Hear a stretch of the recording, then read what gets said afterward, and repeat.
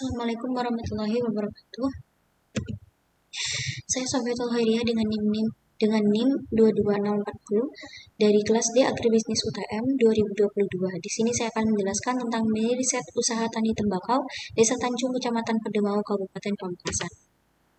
Latar belakang penelitian ini adalah keinginan saya sendiri untuk mengetahui bagaimana permasalahan dalam usaha tani tembakau dalam Tritunggalnya, serta bagaimana usaha tani tembakau di Tanjung Pedemau Pamekasan ini berjalan.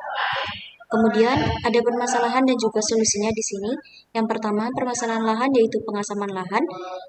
Solusinya adalah penggunaan dolomit, yaitu zat basa dari kapur yang kemudian akan menetralkan lahan sehingga lahan dapat berproduksi dengan baik. Kemudian dalam komoditas itu diserang oleh ulat, penggerak batang dan daun, serta layu pada bagian tanaman. Kemudian layu ini sendiri dibagi menjadi layu fusarium dan juga layu bakteri. Solusi untuk layu bakteri di sini yaitu pemberian belerang dan juga pergiliran tanaman. Kemudian untuk layu fusarium adalah dengan buang dan bakar tanaman yang sudah terkena karena tidak ada penyembuhan bagi layu fusarium itu sendiri. Kemudian tenaga kerja. Permasalahannya di sini adalah tidak adanya regenerasi petani muda yang mau melakukan kegiatan pertanian, khususnya tembakau ini. Kemudian solusi dari permasalahan ini yaitu dengan adanya pelatihan dan motivasi bahwa usaha tani tembakau ini adalah salah satu yang sangat menguntungkan dan juga komoditas yang sangat-sangat laku di pasar. Bentuk, corak, dan juga sifat usaha tani. Bentuk usaha tani ini sendiri adalah usaha tani kooperatif. Hal ini dikarenakan seluruh proses hanya dikerjakan oleh petani serta anggota keluarganya. Namun ada kalanya petani ini prosesnya dilakukan oleh kelompok masyarakat. Kelompok masyarakat ini disebut dengan tenaga kerja luar keluarga. Kemudian yaitu pola usaha tani. Pola ini adalah usaha tani tidak khusus, di mana di saat bersamaan petani ini mengelola peternakan kambing kecil dan juga bawang merah, jadi tidak hanya berfokus pada tembakau saja. Kemudian sifat dari usaha tani ini adalah usaha tani komersial, di mana hasil yang dapat dijual kemudian diputar untuk modal dan diambil keuntungannya. Faktor produksinya yang pertama yaitu faktor alam. Faktor alam didukung di sini adalah tanah jenis lempung berpasir yang sangat-sangat mendukung dan cocok untuk budidaya tembakau. Kemudian ketersediaan air yang sangat kurang sehingga petani memiliki masalah dalam ketersediaan air. Kemudian tenaga kerja. Tenaga kerja itu sendiri dibagi menjadi dua, yaitu tenaga kerja mesin dan juga tenaga kerja manusia. Tenaga kerja mesin di sini mesin traktor, pompa air dan juga listrik. Kemudian tenaga kerja manusia adalah laki-laki dan perempuan, di mana laki-laki ini HOK-nya adalah 80.000. Kemudian perempuan adalah 40.000.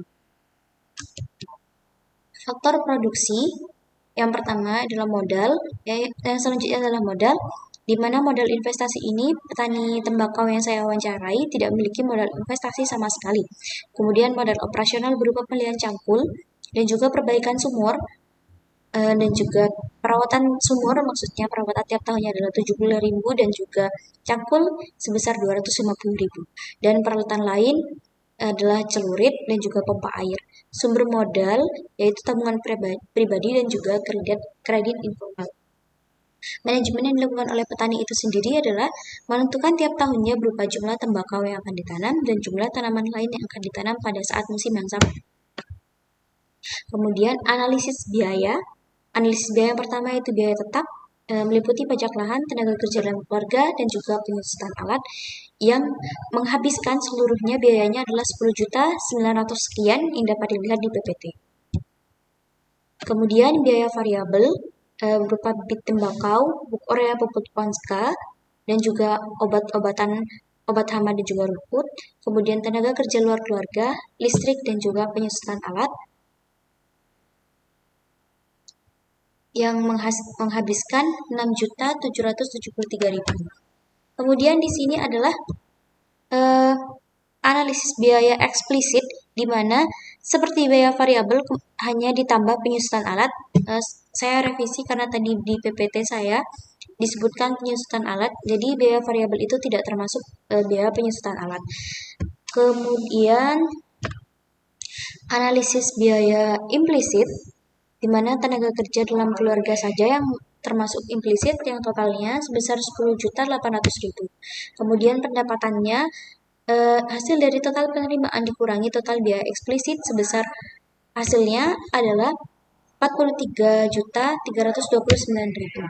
Keuntungannya berasal dari total penerimaan dikurangi biaya eksplisit, yaitu sebesar Rp36.659.000.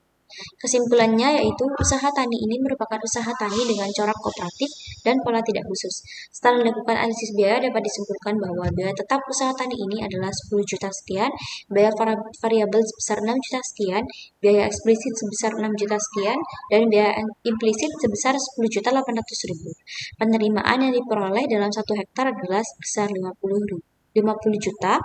Kemudian pendapatannya adalah sebesar 43.329.500 dan keuntungan sebesar 36.659.000.